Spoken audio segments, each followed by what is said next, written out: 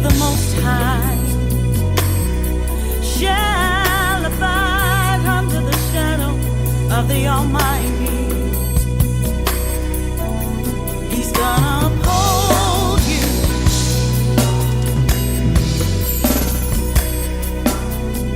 He'll never leave.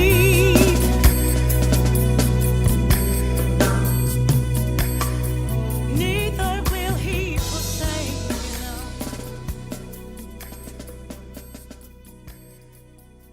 He'll be there to comfort you.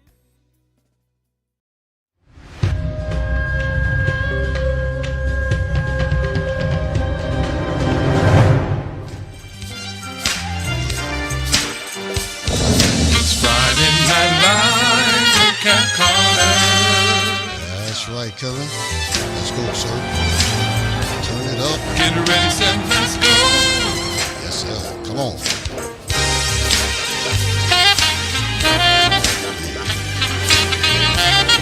Yes, sir. Yeah. Friday night.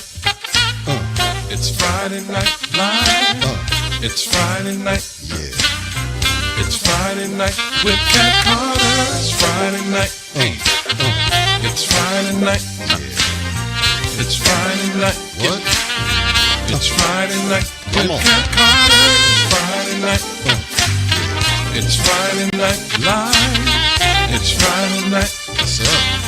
It's Friday night with Cat Carter. It's Friday night. Come on. It's Friday night. It's Friday night live. It's Friday night with Cat Carter. With Cat Carter. Come on. With Cat Carter. With Cat Carter. Yeah. With Cat Carter. Hey, welcome to Friday Night Live. I am your host, Kat Carter. How is everybody doing today? Oh, yes, it's Friday, one of my favorite days of the week because I get to hang out with you guys and I get to hang out with some of my favoriteest artists. And my sister is back. Oh, I'm so excited to have her back. You know, she stays, I know it's only been about a year, but it's been a year too long. And I'm so happy to have back the phenomenal pianist, Rebecca Harrold is back, y'all. And you all know when Rebecca comes, 1 hour is not long enough. So I am not going to talk long. I'm going to bring her on the stage so that we can have our conversation. But I want to let you all know that Friday Night Live is a positive platform where we come to inform, innovate, and inspire. And I found out that today is National Siblings Day.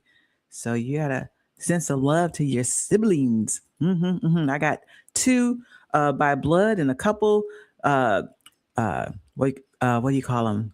Sister, friends, God sisters. Yeah. So I need to call them. I'll call them. Okay. All right. So Rebecca is a performing artist, a producer, a staff collaborative pianist, and she is the founder of Music City Tours. Please welcome back National Recording Artist, the phenomenal pianist, or should I say sensational? You all know, I know I'm biased, but the piano is my favorite instrument. Please welcome Rebecca Harrold. Hey, Kat. Hey, Rebecca. I'm always so excited when you come. We have so much fun. We just have a great conversation every time you come and hang out with us. How have you been? I have been. I've been good. Busy. That's a good thing sometimes. Yeah. You know, just loving life. Yes.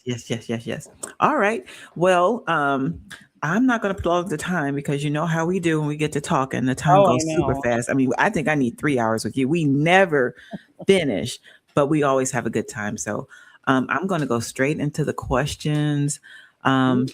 You ready? I think so. Okay.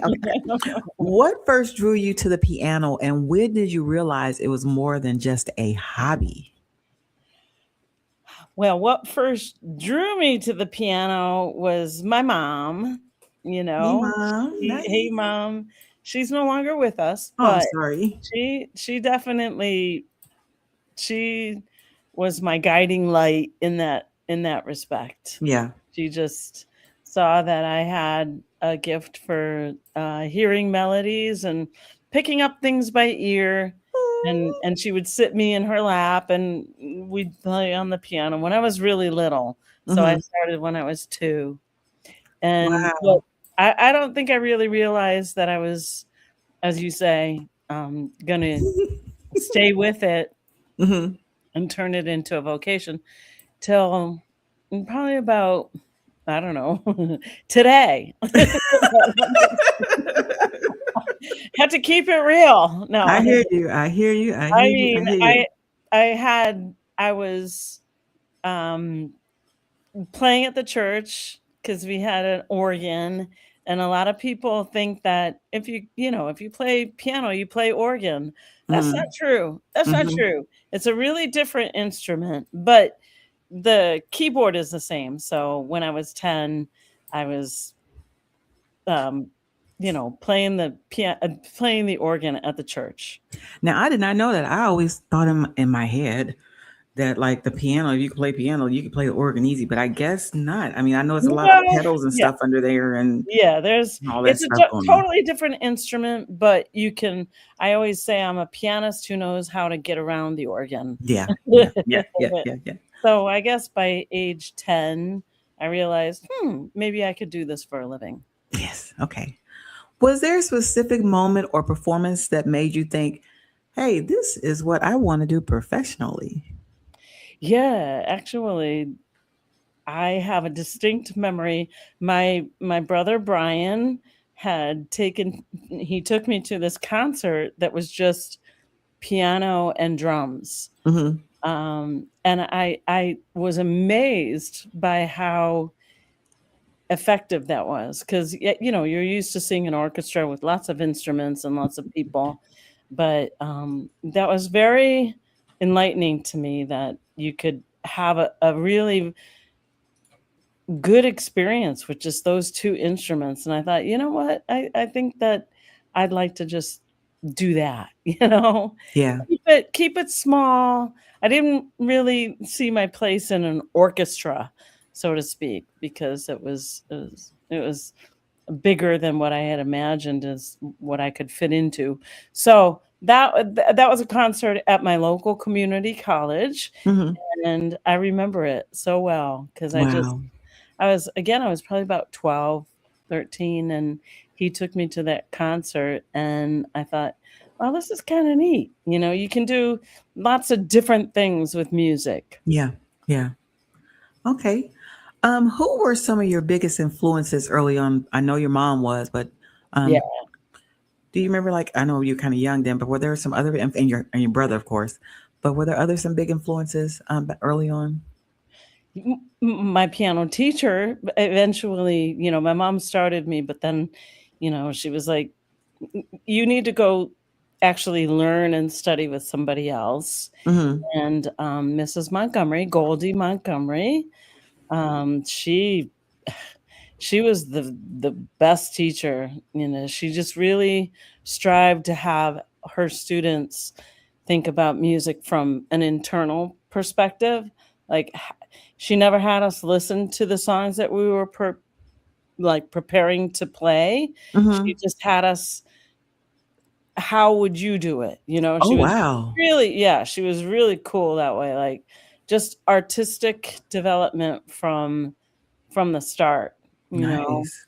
Don't necessarily listen to other people, but really see how you want to do the music. And she was very influential with that. So I Wow. I can't show enough gratitude for the way that she taught me, just to really hold true to what we want to do as an artist. Mm-hmm. Mm-hmm. Even with the great music that's classical and everybody's done it, Yeah. she just wanted to see, and that's how I teach too, by the way.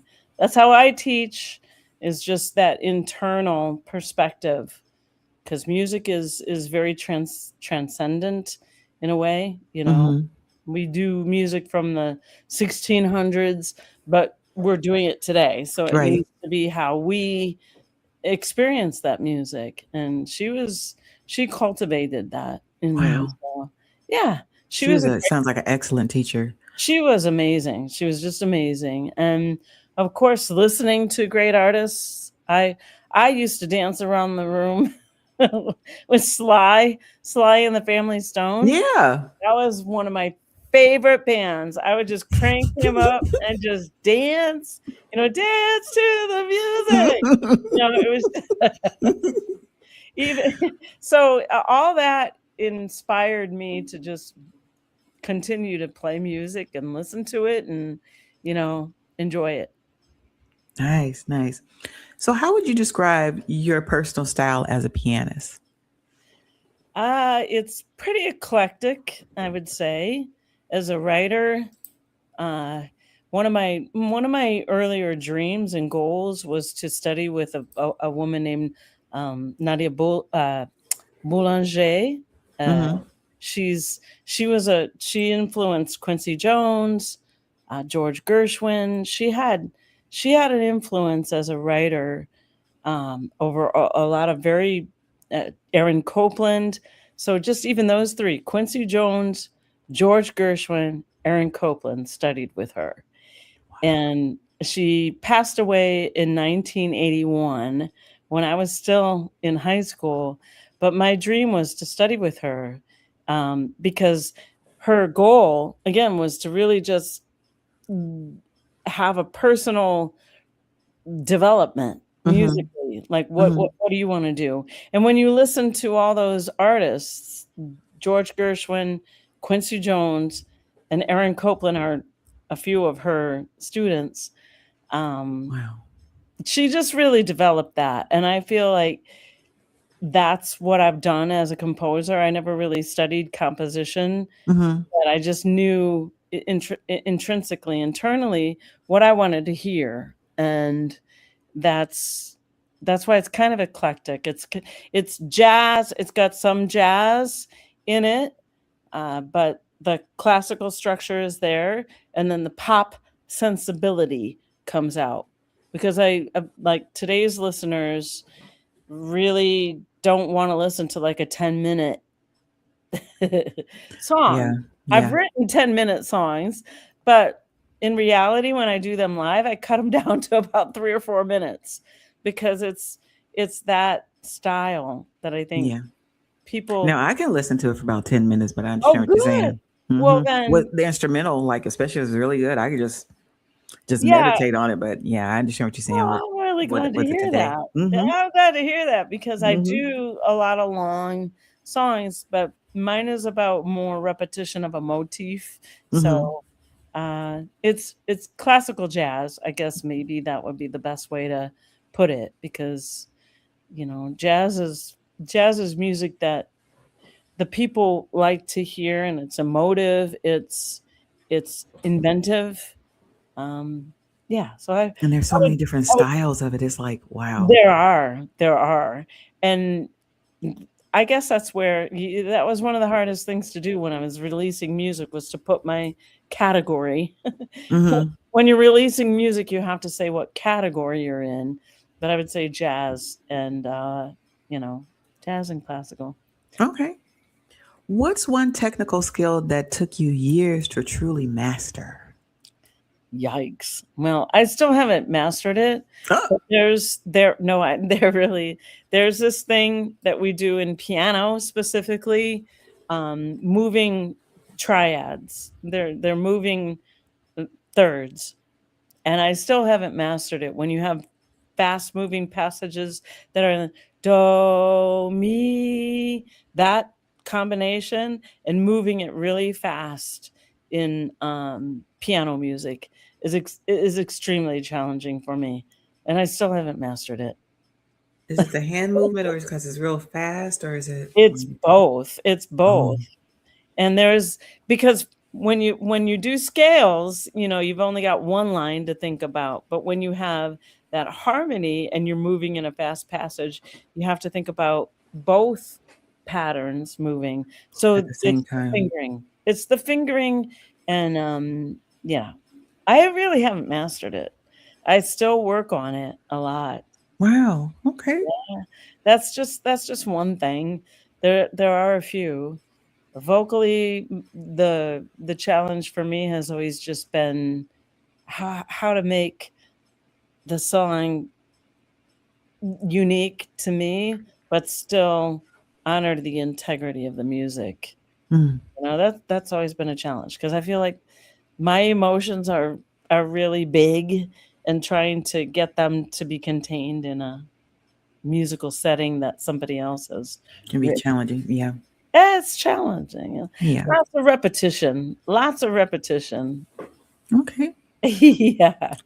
Well, let's listen to one of your pieces. Let's listen to Lonely Recon. Tell us about this piece. Well, I wrote that during the pandemic, and I felt like there was a huge sense of loneliness that came about during our pandemic time. Lots of people felt isolated, and um, the title of the song actually came about by accident because Mm. I was sharing it with another fellow who's from Virginia, Mhm. and we were going to do some overlaying remotely to record the song. He was going to add some guitar, and when I wrote in the subject matter lonely recon, as in lonely I meant to say re-recorded, and it came out recon, and he was like, "Oh, that's a cool tune. I like it." It's like the reconnaissance, like we're having a meeting about like what it is to be lonely.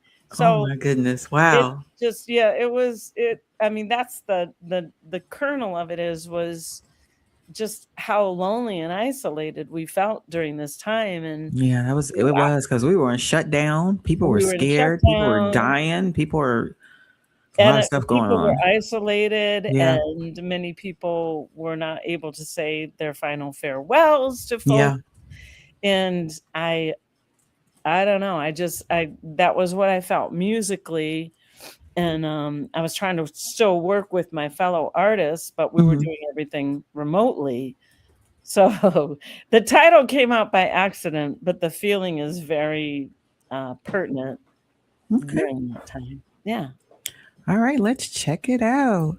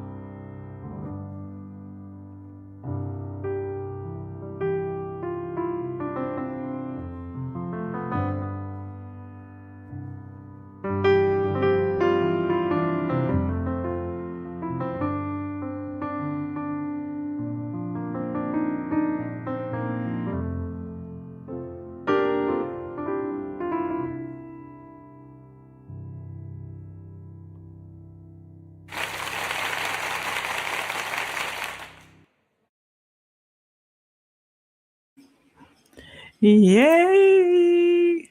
Can you hear me? That's so relaxed. That's a relaxing and soothing song. The perfect song after a long, hard day on Friday. Oh my God. Lonely Recon. Beautiful, beautiful, beautiful. Thank you, Rebecca. You're welcome. Yeah, they were enjoying it in the comments too. Really. For some reason, I can't see the comments, but that's okay. That's probably good because it might distract you. I am putting them on the screen. Me distracted? Never. Never. Oh, look at that squirrel.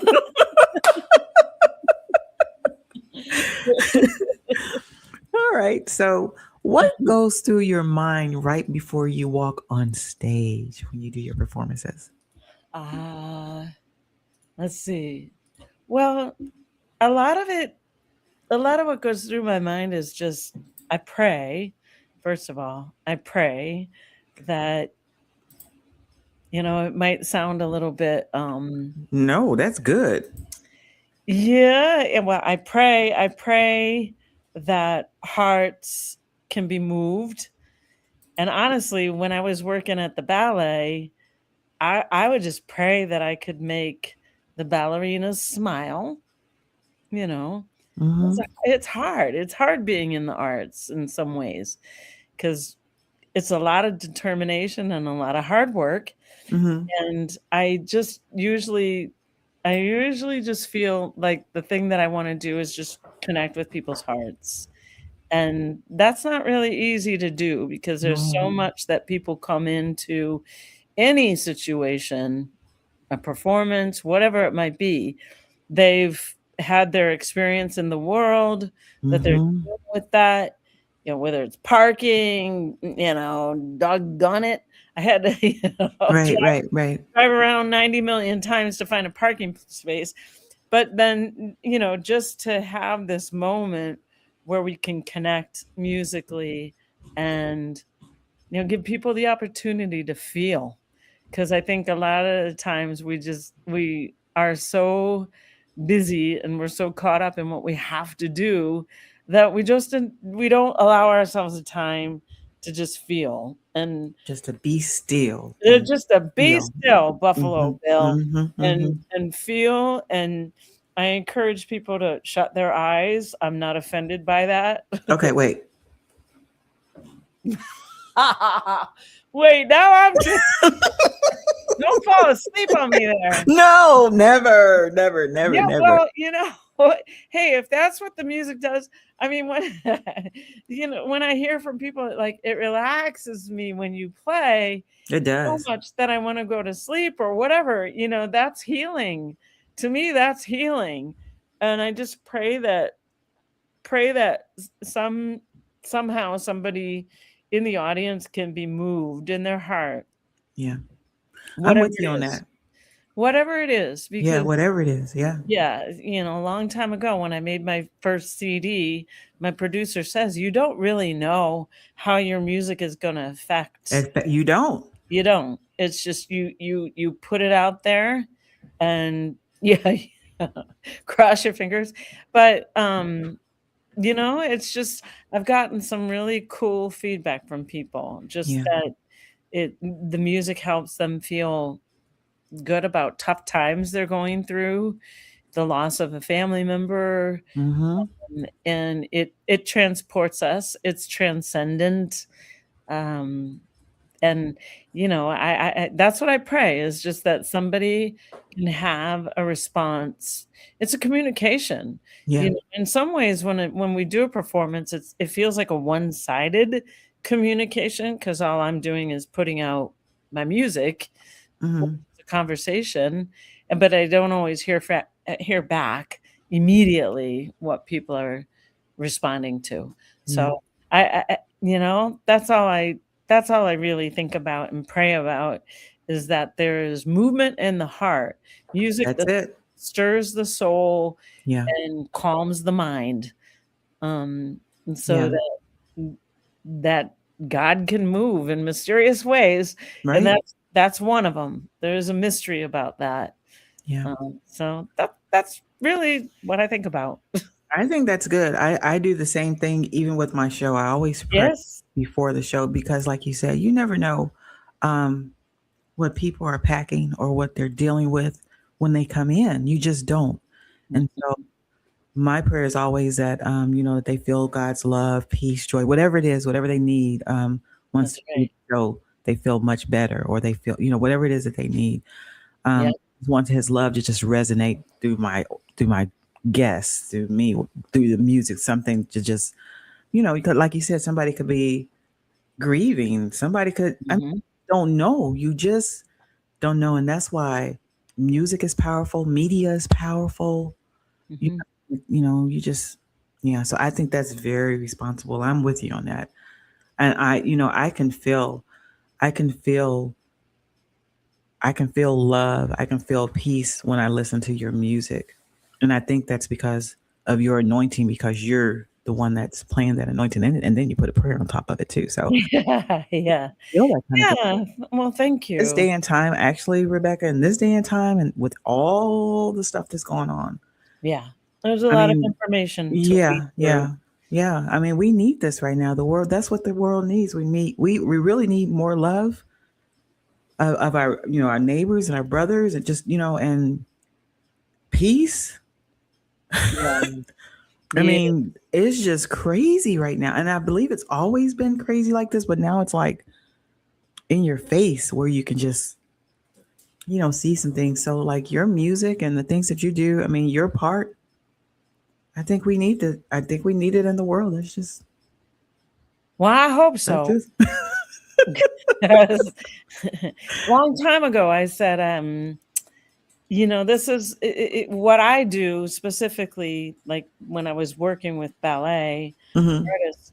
I just felt like this was something that couldn't be outsourced, overtaken by AI or overtaken by a remote situation, yeah, because it's something that has to be done live, and there's a synergy about the music and the dance, and where the two conjoin hmm and create a dance, so that to me was very special. yeah, And I feel like I hope and pray that that will never be replaced. me too. I don't think it can be, but I definitely have seen how people are moving in that direction a little bit more.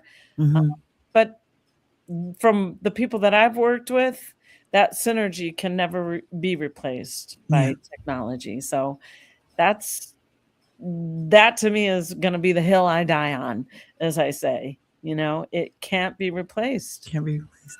Nope, it will never be replaced. Is somebody calling you? Oh, that's your alarm. Yes, yes. All my fans are like, "Yay!" I'm on. Come hang out with us. All right, let's talk about some of the things you have going on. Let's Do see. have a lot, and I'm grateful for that. I am grateful. Tell us about the Music City tours. Okay, so Music City Tours actually was again a brainchild of the pandemic.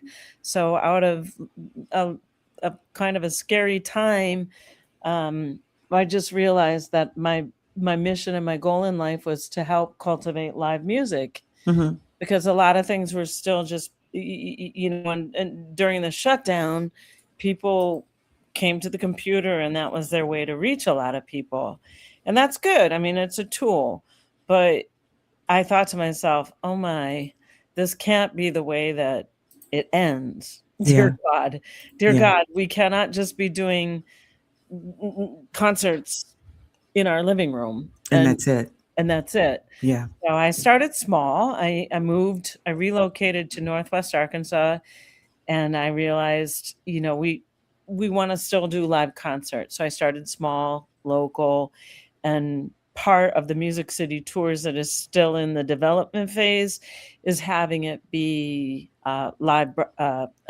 do a live broadcast of live concerts, so that people who are not local to Northwest Arkansas, let's say, can still see our live concerts. yeah, And I do a little tour in the city. So one to four venues, I'll have our artists who I call and I vet every artist that's on the program, and we do 4 concerts in 4 different venues.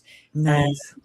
And it's local, you know. I find venues that are during the pandemic, I was just finding venues that were still willing to let Receptive to that. Mm-hmm. yeah. And then we would split the difference and do our live ticket sales for people that were, you know, wanting to stream in and do that kind of thing. And now this next phase, this is my first time doing Music City tours outside of Northwest Arkansas. I'm going to LA. And Nice. I've got 7 artists, including myself, doing a program out there. So, you know, it's just a chance for young artists and local artists to see what it is to do a big tour. Because, you know, you got to commit to the time to do a bunch of different locations, put on your show, and we collectively do the promotion and the marketing so that each of us brings many people to the To the show. table. Mm-hmm. Yeah, Nice. exactly. So many hands make light work in some ways, you know. So I have the website at the bottom of the screen, musiccitytours.org. You guys can go and reach out to Rebecca there to find out more about Music City Tours. Yeah. And churches have been great. That's a great place where people can they're willing and open to having us do our concerts there.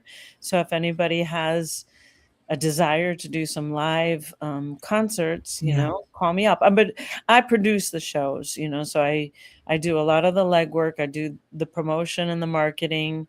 I can be on the program because I am an artist myself. But a lot of this is really, I just realized I want to pass this torch on to folks. Oh, you know, wow. I want to pass on the torch of what it is to do live performances and get them programmed so that we can syndicate them like what was one of the ones? Oh gosh, Don Kirshner's rock concert was one, and Midnight Special. Those were live concerts that were broadcast and syndicated every week. So nice. I'm continuing to do that. I want to get that piece of it developed. Okay. Wow. Yeah. So it's little by little. Yeah, it's fun. I've always liked to produce shows because I'm very stubborn. And when I get a vision of a show, nothing's going to take me off that show. I'm like Judy Garland, you know, give me a barn. We're going to do a show.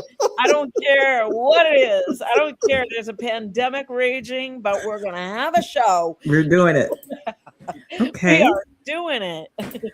All right. Tell us about State Street Ballet. And coming in May, we have Chaplin, May 8th and 9th. Ooh. Yeah, I mean, I'm going to be out in LA and get to see the premiere of the ballet that one of my coworkers at Boston Ballet is a choreographer, and he liked my music and he wanted me to write a piece for this ballet where Charlie Chaplin falls in love. So my piece is called Chaplin, Charlie Falls in Love.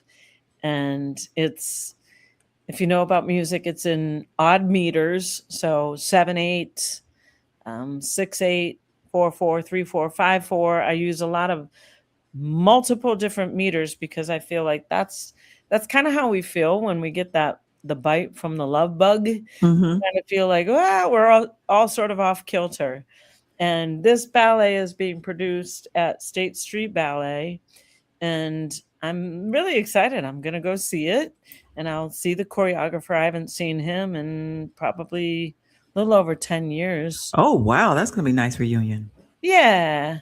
Yes. And it's about Charlie Chaplin and his inimitable role of the tramp, the little tramp.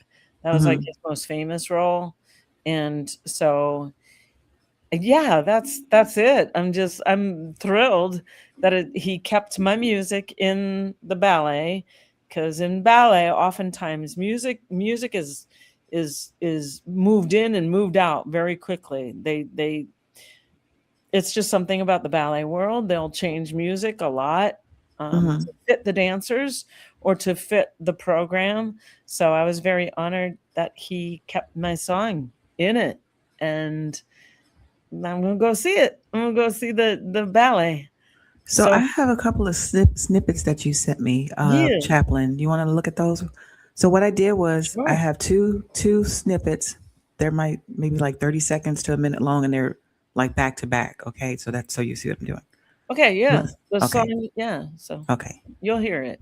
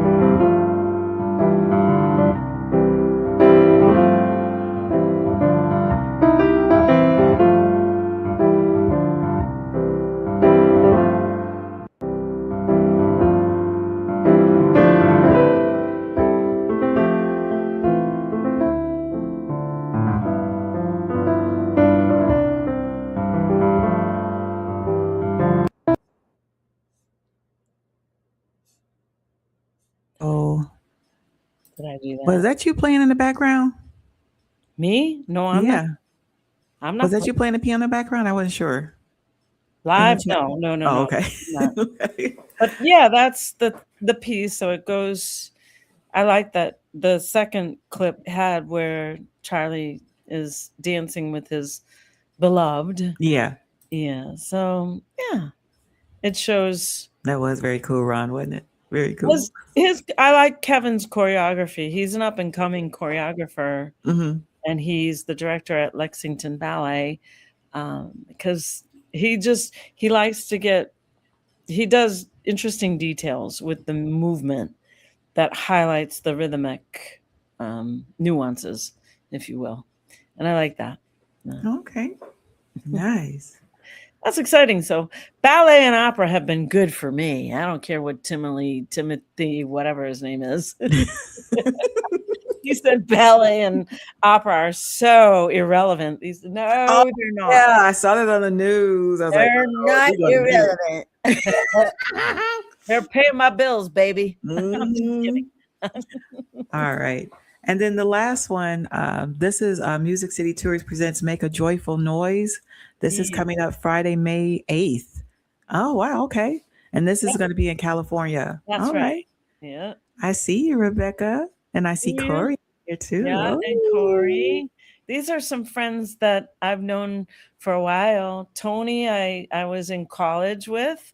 So we're going to be reuniting after many, many, many years. We co-wrote a song. We're going to be doing that. She's a singer, extraordinary singer. And then Sandra and I worked together in Boston. Nice. She's a singer. She's Brazilian, and we're going to do. We're doing an amazing Villa Lobos piece.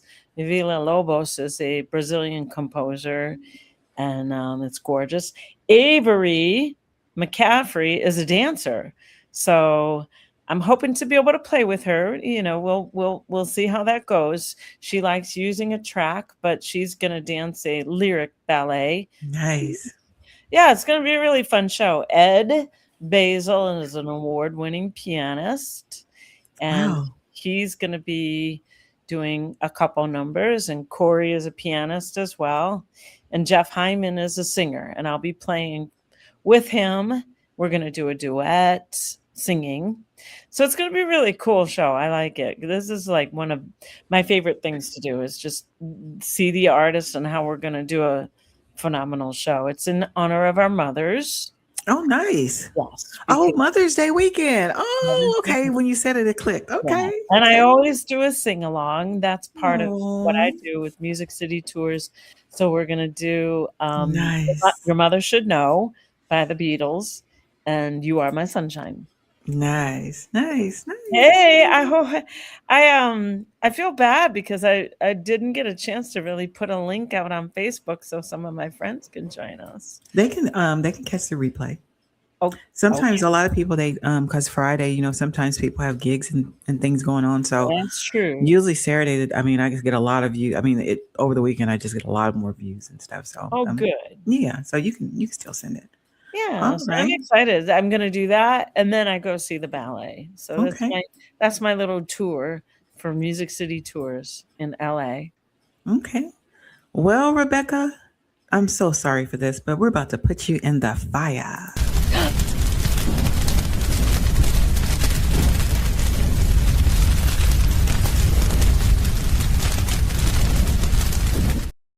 All right, Rebecca. That's new. Wow, What did you do with the camera? you're getting so fancy. Okay, so this is rapid fire. So I'm gonna put a few things on the screen, and you have to answer it like rapidly, very fast. Okay, it's just a few. Weird. All right. All right. Okay. Okay. Here's the first one. Coffee or tea before a performance? T. Tea. Favorite composer? Chopin. Oh. What drains you creatively? Too many people in my life. Well, what restores you? God. Yes. Hardest piece you've ever played? The Revolutionary Etude by Rachmaninoff. Say that name again. Revolutionary Etude by Rachmaninoff. Rachmaninoff. Okay. You talk to any pianist and you mention Rachmaninoff, and they're either going to go into shock. Rachmaninoff is one of those composers. I'm trying to say his name right. Oh my goodness. I can spell it. R-A-C-H. Rachmaninoff. He's a Russian. He had huge hands, so his piano compositions are very difficult. And that's the last piece that I tried to conquer was the Revolutionary Etude by Rachmaninoff. Yep, Maninoff. Yeah. He's right. brilliant. He's brilliant. Man. But ask any pianist and they'll go, yeah. They know exactly what I'm talking about if I say Rach. He is the dividing line. Oh my goodness. All right. How has the music industry changed during your career? Okay, well, I mean, I was just talking to you about this. So I produced and I recorded and produced and distributed and released a CD with no CD or album or anything tangible to hold on to. It's a non-tangible. I released it digitally, and it was just really the strangest thing, I have to say. It was like I gave birth to a baby and there was no baby. Like there was nothing to hold on to. And I don't like it. I really don't like that. I don't like that idea. My friend called me the day after I released it and she was like, oh, I really like your new music. And I'm like, what are you talking about? Because it was Oh my goodness. it was just not there. There was nothing to hold on to. There's nothing like to hold up and say, hey, this is my new release. And no CD, no tape, no 8-track, nothing hard to hold on to. It was just very ethereal, I guess, or sublime. It's out there in the universe. And there was some of my favorite music because it was strictly a solo piano endeavor that I did. And it was actually budgetary wise, it was pretty cool because there was I didn't have to manufacture any discs. Mhm. I didn't have to do anything like creating the jewel cases and the album notes and all this stuff. So financially, it was like really kind of cool. It was a little bit more economical, but overall, like it just felt strange. Yeah, the new times. Everything is digital. Yeah, and I don't understand how. I mean, usually when I talk to people, I ask them how they listen to their music so that I know, I think in these times we have to be all things to all people, and try to make sure that we can deliver our music the way Yeah. that people will ingest it. Spotify is a big one, and doing playlists. That's part of it. It's part of it. I'm not really keen on it, but I can't shoot the DJ. Mhm, That's mhm, what I always mhm. say. And that's the way most people listen to their music. So I'm on all those platforms, but I will not ever say that I'm an expert at how to use them so that I can, monetize and all that as a professional musician. That part of it is extremely weird to me. And it's I'm I not bad company. I know Prince had his issues with it. Michael Jackson had his issues. Lots of people had issues with that whole transition into the Ethernet. yeah. So that's the most significant one for me. I released a CD and I don't have a CD. Oh my goodness. You know? Yeah. What advice would you give to an aspiring pianist who wants to go professionally? Practice. Practice, practice, practice. Practice, practice, practice. And also as a pianist, I think we have a lot of opportunities because we can do so many different things. Maybe focus in on what it is that you really want to do, because there are a lot of different things that a pianist can do. And most of the times in any show, like let's say a Broadway show, Mhm. your pianist is going to be your musical director. Your pianist can be the person that creates all the recordings for learning. So there's a lot of different segments to the industry that a pianist could hone in on too. And I think it would behoove a pianist to figure out, even ballet piano is very specific, and it's very um you have to focus on that alone. Mhm. There's so many things that we can do as pianists, and that can be troublesome too, because I'm the one that spread myself too thin.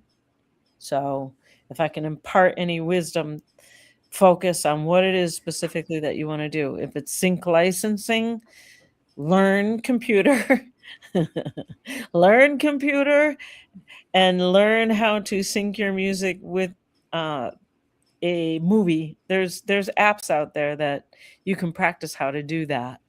Okay. Yep, Okay. they show you scenes with no music, and you can write your music to fit those scenes.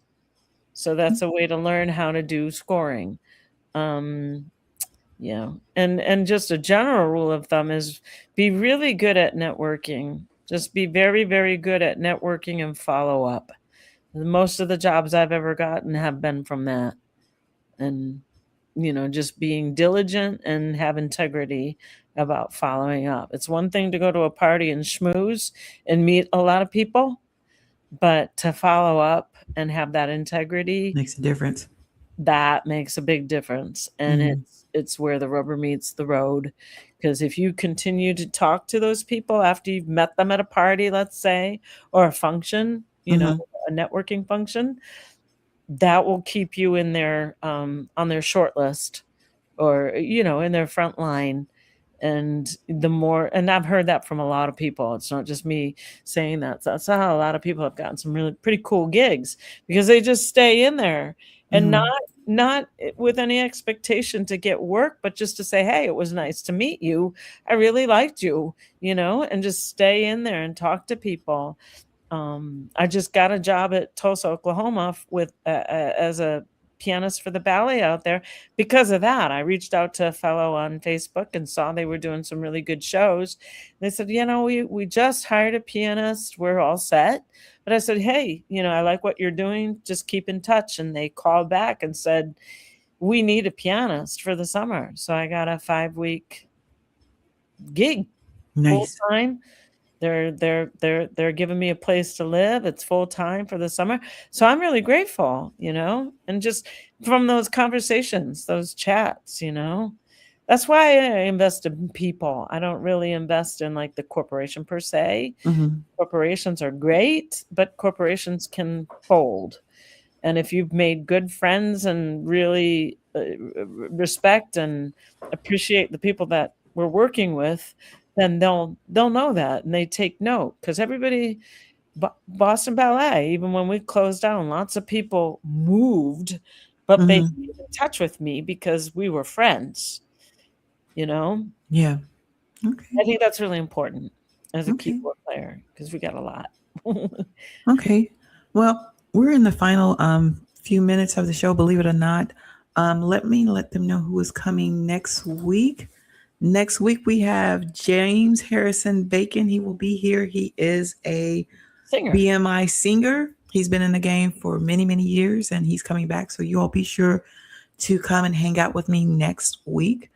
And I want to remind you guys that today is, again, Rebecca. Today is National Sibling Day. So go hug your siblings or send them a crazy message, which I'm going to do as soon as I get off of here. So we have one more project that we're going to spotlight. Soleil. Please tell me I'm saying it correctly. You did. You said it. You did. Soleil. Soleil. Like, all right. There you go. So I'm going to let you, with the final few minutes, have some final remarks, and then tell us about Soleil. And we're going to end the show with that. Rebecca, as always, it's always a joy when you can take time to come and hang out with me on FNL. Best wishes on the upcoming productions that you got going on, and actually your trip to California. I hope everything goes remarkably well. And when you get back, you got to tell me all about it. I will. And when time permits, you got to come back and hang out with me again. Okay. All right. So I'm giving it to you, and then let you talk a little bit, and then tell us about Soleil, and then we're out of here. Okay. Well, so Soleil started many, many, many, many years ago. A friend of mine was a percussion major at Berkeley, and he gave me an African polyrhythm. That's a mouthful. Polyrhythm just means there's lots of different rhythms. Like musicians usually do like 4/4, 2/4, 3/4. Those are the beats. You know what I'm talking about, Kat? Kind of. 1, 2, 3, 4, 1, 3, 4, or 1, 2, 3, 1, 2. So he gave me this polyrhythm, and I was so determined to learn how to do it, and it was very complicated. It was actually really complicated. It was like, I won't do it. I could do it for you. 1, 2, 3, 1, 2, 3, 1, 2, 1, 2, 1, 2, 1, 1, 2, 1, 2, 1, 2, 1, 2, 3, 1, 2, 3, 1, 2, 1, 2, 1, 2, 1, 1, 2, 1, 2, 1, 2. So I don't know. I forget how many that is. It's like 15/8 or something like that. Nice. So I played with that for a long time. We're talking like, it didn't take me 20 years to learn how to do it, but it was always on my mind. Mm-hmm. Oh, so this is insight into how creation and music composition can take a long time. When we practice it and do it and get it in our body. And then I thought, well, why not put some tone to it? Because music is basically, in its simplest form, rhythm and tone. That's it. Otherwise, it's just random noise. We hear all of those. We hear rhythm, we hear tones in the universe all the time in our society, people working on the street, but it's not structured. So I decided to put some tone to it. Okay. And that's how Soleil came about. I said, you know what? I'm just going to have fun with this rhythm now, and took it to the next level of adding tone. And my tonal center is usually piano. So it's a piano piece. All It's right. fun. Maybe somebody will want to dance to it. I don't know. I'm getting ready to dance to But it. it's like that's it. That's pretty much it. All right. Well, say goodbye to the people, Rebecca. Thank you so I much appreciate again. everybody coming out. I can't see all the comments, so I apologize if anybody's saying anything to me and I'm not responding. I appreciate people coming and listening. And Kat's always so genuine and generous. Oh, thank you. And I just appreciate you so much. I It's appreciate you too. like an oasis in the desert. All right. Well, Love you, enjoy Rebecca. Soleil. What'd you say?